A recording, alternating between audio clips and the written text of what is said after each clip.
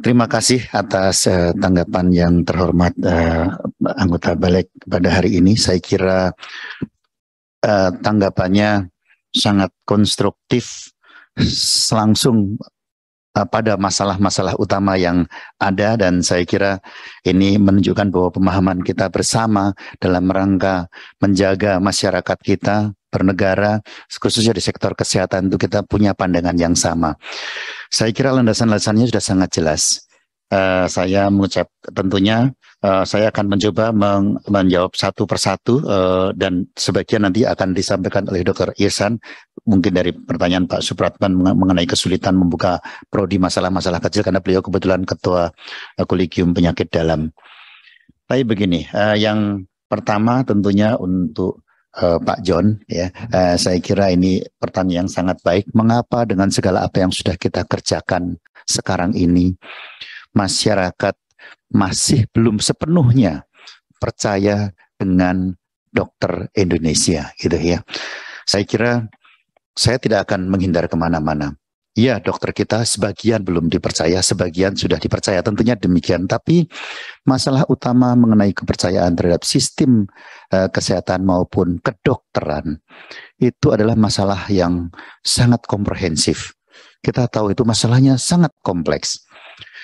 Bagaimana membuat masyarakat Indonesia punya dignity yang tinggi terhadap bangsa kita sendiri itu adalah menjadi landasan kita bersama. Kita tahulah produk luar negeri pasti lebih bagus dari produk Indonesia gitu.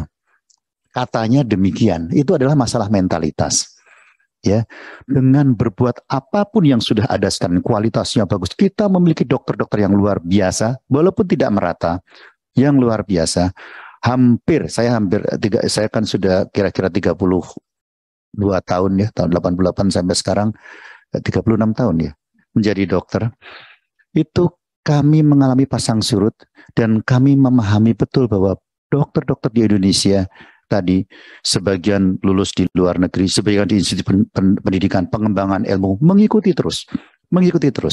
Tapi kondisi ini tidak akan menjadi kebanggaan satu bangsa kalau secara komprehensif mental kita bersama itu tidak kita perbaiki, dokter maupun masyarakat.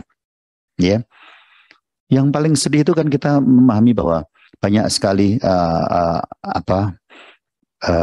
orang-orang yang seharusnya menjadi contoh negara kita, yang apabila sakit di negara lain pasti akan berusaha bertahan bagaimana ditangani di negara sendiri, walaupun nanti akhirnya kita harus mengkompilasi berbagai macam keahlian di seluruh dunia, mungkin demikian. Itulah bagaimana kita bisa membawa negara kita, masyarakat kita itu harus diberi contoh dalam satu situasi masyarakat paternalistik. Tapi tentunya tadi banyak hal yang memang masih harus diperbaiki. Ya, rumah sakit negara kita maupun rumah sakit swasta saat ini semua berbenah untuk menuju bagaimana kita bisa mengejar keterketinggalan kita dengan negara lain. Saat ini sebenarnya kalau dari aspek fasilitas kita tahu bahwa tidak ada fasilitas di luar negeri apapun yang tidak ada di Indonesia. Kita harus tahu dengan semakin berkecimpungnya para stakeholder dengan kapital besar masuk ke dalam yang dikatakan sekarang industri kedokteran. Tidak ada fasilitas kesehatan yang tidak ada di Indonesia. Mari sekarang yang kita perbaiki adalah bagaimana manusianya, pasiennya, dokternya, daya dukungnya tadi, yakni keperawatan dan lain-lain. Banyak sekali yang harus kita perbaiki di situ. Termasuk bagaimana remunerasinya. Jadi mohon maaf jangan dibandingkan kalau berobat di Indonesia dengan berobat di Jerman atau di Singapura. Itu perbedaan pembiayaan yang dikeluarkan. Itu ada yang mengatakan murah di Malaysia dan lain, tapi sebenarnya itu berbedanya kita tahu persis, cukup jauh. Dan itu memang bagaimana negara kita nanti mau bersikap, apakah kita mau sama dengan mereka mengejar yang paling tinggi, atau kita bagaimana menangani penduduk memenuhi pasal Undang-Undang Dasar 45. Inilah yang saya kira harus kita bahas bersama karena masalahnya cukup kompleks ya. Tapi saya setuju dikatakan bahwa dengan undang-undang maka ada state obligation tadi, bahwa negara harus benar-benar memikirkan hal tersebut. Memikirkan hal tersebut bagaimana negara, karena itu saya selalu menyampaikan slide yang ini. Di mana letaknya sebenarnya saat ini? Masalahnya ada di mana? Dan saya kira ini memang sebenarnya sudah diampu dengan sangat baik pada Undang-Undang Kesehatan Nomor 36 tahun 2009. Hanya tadi disampaikan saya kira oleh Romo, bagaimana kita duduk bersama, seluruh stakeholder mengadakan satu konvensi, duduk bersama menyelesaikan masalah ini. Tidak bisa sendiri-sendiri. Tadi saya kira disampaikan dengan sangat baik oleh IAKMI, adanya otonomi daerah, adanya aturan dari pusat dan daerah, adanya berbagai macam alokasi anggaran. Itu adalah masalah kita bersama.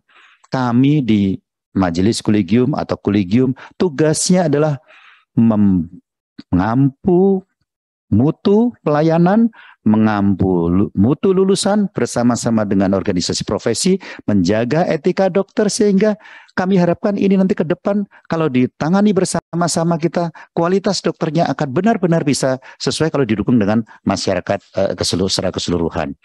Saya kira itu yang harus kami sampaikan. Ada masalah-masalah kecil tadi tentunya terkait dengan STR, saya kira sudah jelas. Tapi masalahnya bukan sekedar STR saja, karena disampaikan yang kami baca yang kami baca walaupun dikatakan belum resmi adalah bahwa Konsil Kedokteran akan berada di bawah Kementerian Kesehatan, dan saya kira itu keadaan yang mundur terlalu jauh.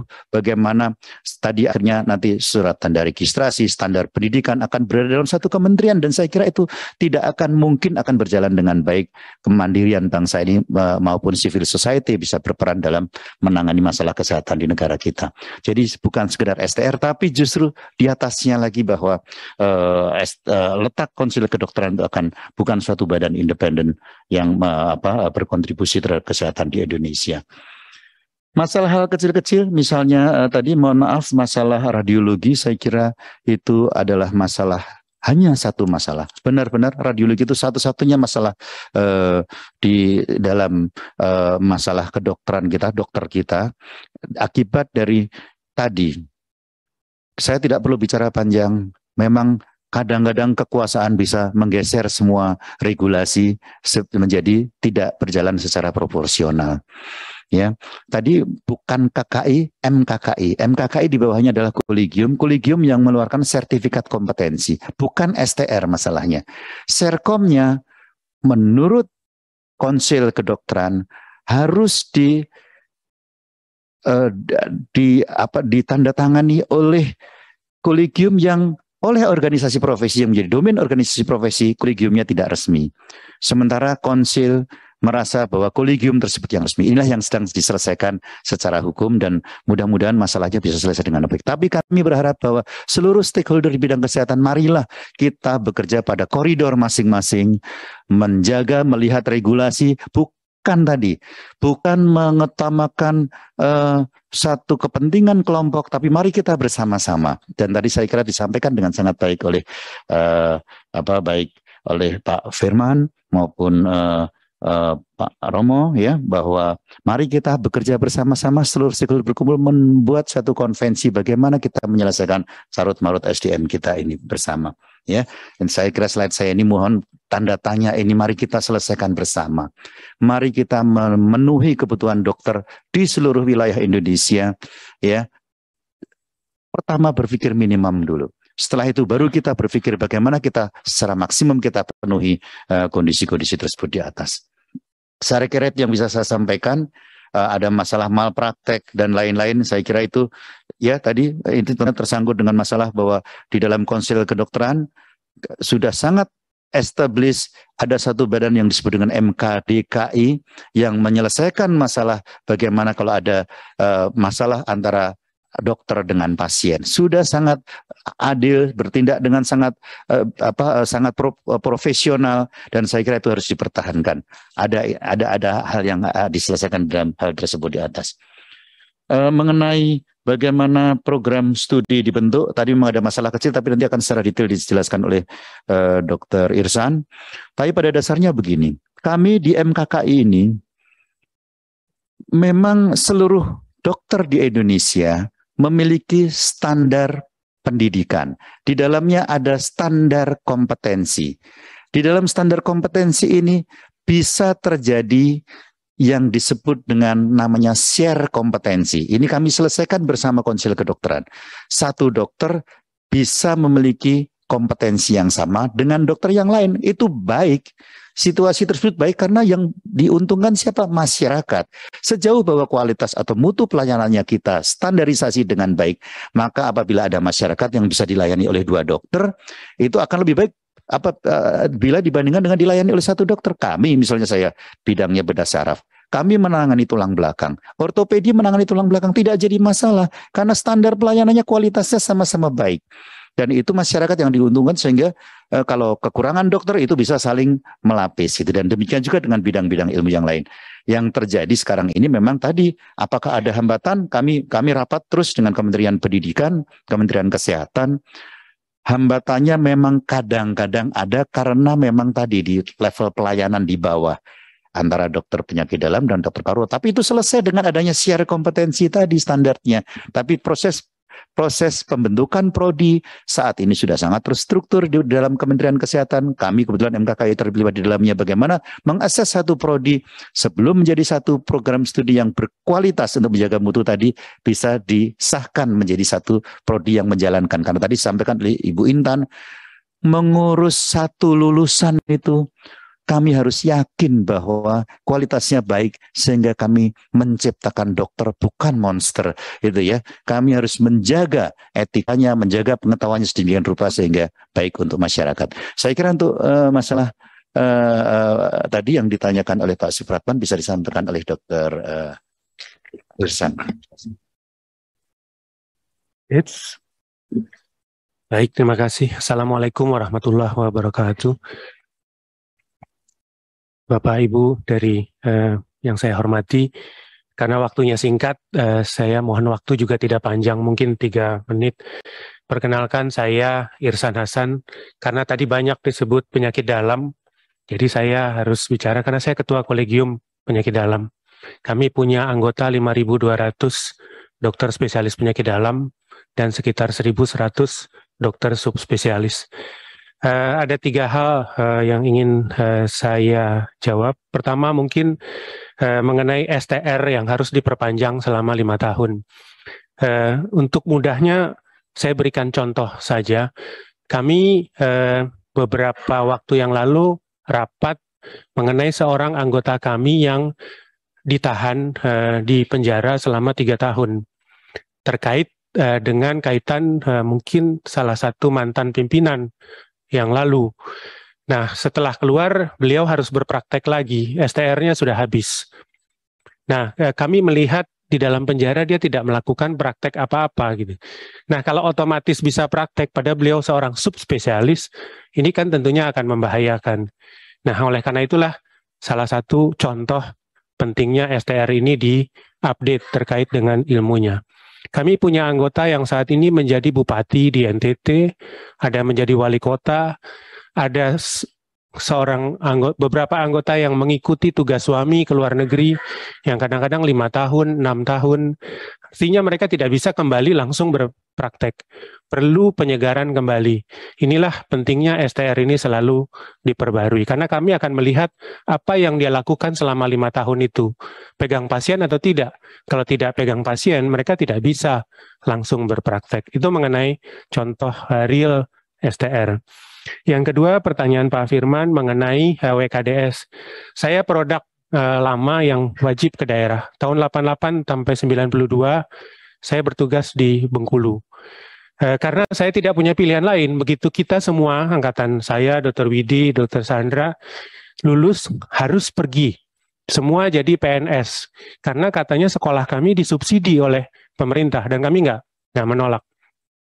Dan kemudian pemerintahlah yang menghapuskan wajib kerja itu karena dana dan sebagainya. Itu untuk dokter umum. Bagaimana untuk dokter spesialis? Sekitar 2017 ada Perpres mengenai wajib kerja dokter spesialis. Mungkin Bapak Ibu sudah dengar mengenai WKDS. Kemudian digugat dan sehingga itu kemudian dihapuskan karena dianggap melanggar hak asasi. Penyakit dalam salah satu profesi yang terlibat dalam WKDS. Kami kami happy dengan WKDS, kami sangat happy. Sehingga kemudian kami rapat dengan Kemenkes diganti menjadi pendayagunaan, sukarela. Dengan berubah jadi sukarela, hanya 10-20% lulusan spesialis yang bersedia berangkat. Digugatnya karena melanggar hak asasi. Jadi Mahkamah Agung memutuskan itu dibatalkan. Nah, akhirnya jadi pendayagunaan. Pendayagunaan ini sukarela. Siapa yang mau pergi silakan pergi, yang nggak pergi ya, boleh tidak pergi. Dan kebanyakan tidak mau pergi. Mendingan dia di kota besar.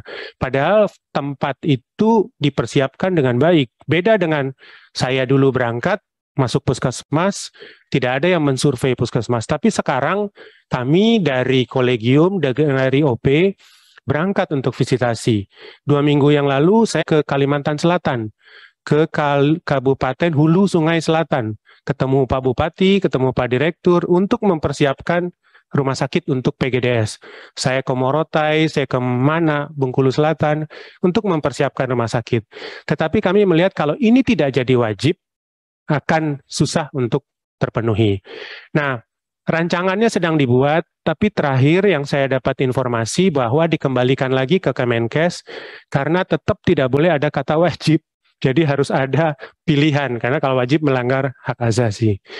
Ya, itu mengenai WKDS. Kami sendiri sebetulnya berharap wajib supaya semuanya bisa terisi. Sebentar dulu, Dok, itu keputusan MA atau MK ya?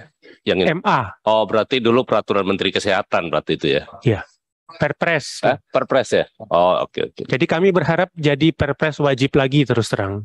Kalau dia masuk di dalam undang-undang omnibus ini bahwa itu wajib, kan nggak ada masalah. Iya, ya? Betul. Soal nanti diuji di MK, soal lain lagi ya. Betul. Karena kan kolegium setuju kan kalau itu masuk wajib kan untuk mengatur soal distribusi. Betul. Terima kasih. Setuju. Kalau soal itu kita setuju. Karena kalau nggak diwajibkan, akan ada pelosok yang nggak akan pernah ada dokter bersedia ke sana.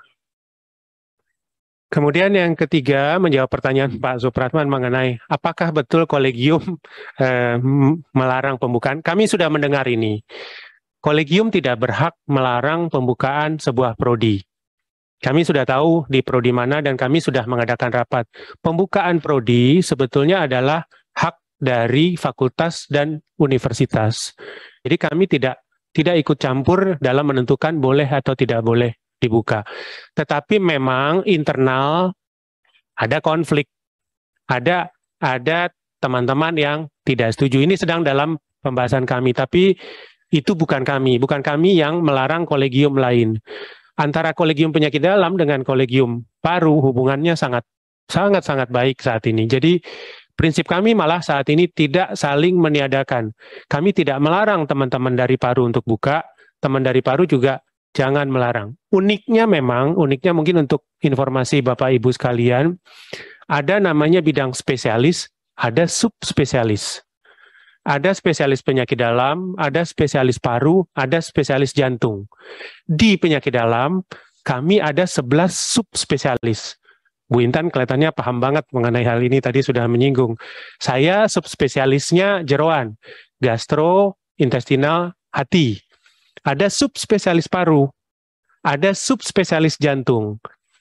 Nah, ada share kompetensi yang disampaikan oleh Dr. Setiowidi antara subspesialis paru dengan spesialis paru. Ada overlapnya. Nah, konsekuensi overlap pada ujungnya nanti adalah di buka warung. Karena nanti bidangnya sama. Ya, ini yang memang harus dibenahi. Demikian Pak Supratman. Terima kasih. Terima kasih. Ini kita butuh pengakuan yang jujur kayak begini. Jadi bahwa itu ada di mana-mana, di semua profesi sama. Jangankan di parlemen juga sama, Pak. Bahwa masing-masing punya kepentingan terkait dengan itu, entah itu keputusan politik atau kepentingan yang lain, biasa sering terjadi. Dan kita kalau di parlemen tidak sembunyikan, Pak. Kalau kita berbeda, ya berbeda, kita ungkapkan. Makanya sikap fraksi kadang-kadang tidak bulat ya. Tapi kalau sekarang sih hampir rata-rata kita bulat di sini. Walaupun sedikit-sedikit lonjong dong. Bulat telur lah Pak Berdi ya. Dan Dan tadi sudah saya sampaikan juga bahwa di tingkat majelis, karena majelis kan mengkoordinasi kolegium, itu kami menyatakan bahwa satu share kompetensi itu satu keniscayaan. Tadi kepentingan kita harus mengacu pada kepentingan masyarakat. Masyarakatnya terlayani oleh dokter yang memiliki kompetensi yang sama. Dengan cara inilah secara perlahan-lahan masalah-masalah tersebut akan mudah-mudahan akan bisa diatasi di lapangan begitu. Tadi mengenai, saya kira ada satu hal yang cukup penting, bagaimana gini. Tentunya kalau di dalam presentasi kami tadi, kami memang masih memandang bahwa undang-undang yang ada itu sebenarnya masih bisa mengakomodir seluruh kepentingan, karena tidak ada kalau dari analisis yang tadi kami rangkai dalam salah satu slide itu hampir semua undang-undang itu bersinergi untuk membuat mutu dan produksi ini sebenarnya bisa dicapai. Mana yang tidak bisa dicapai dengan itu gitu. Masalahnya adalah tadi misalnya bagaimana pemerintah pusat dengan pemerintah daerah, mari kita duduk membuat satu pemetaan yang baik kebutuhan tadi. Jadi di peraturan di bawahnya itulah yang harus dengan sangat ketat, dengan konsekuen kita kerjakan. Kami khawatir bahwa nanti dengan berbagai perubahan kami hal-hal baru, kecuali kalau memang sama sekali tidak berubah ya. Karena ya hal yang ada dari analisis berbagai regulasi tadi itu semua bersinergi sebenarnya, bukan saling bersilangan gitu. Nah itu yang harus kita pelajari bersama, karena saling mendukung bagaimana pelaksanaan pendidikan, bagaimana mengampu kualitas, bagaimana produksi dan distribusi sudah ada semua regulasinya. Hanya di lapangan tadi yang kadang-kadang itu yang menjadi masalah. Demikian, terima kasih. Ya. Terima kasih kepada Ketua dan Pengurus MKKI.